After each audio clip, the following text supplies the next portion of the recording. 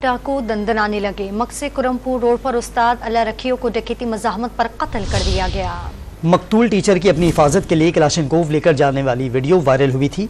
लाड़काना के नौजवान को तावान न मिलने पर डाकुओं ने टांग में गोली मारकर वीडियो वायरल कर दी।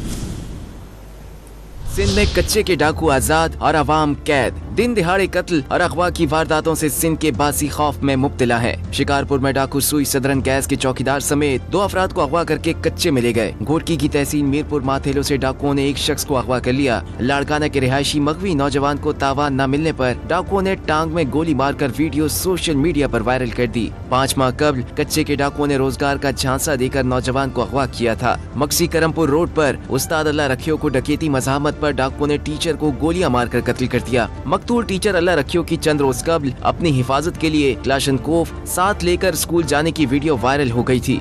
सिंध जा हालात जिले कश्मीर जी बदअमनी जे करे इन पंहिंजा हथियार खया आहिनि। मक्सी स्टाफ ते वीडियो वञे जो हले थो। छा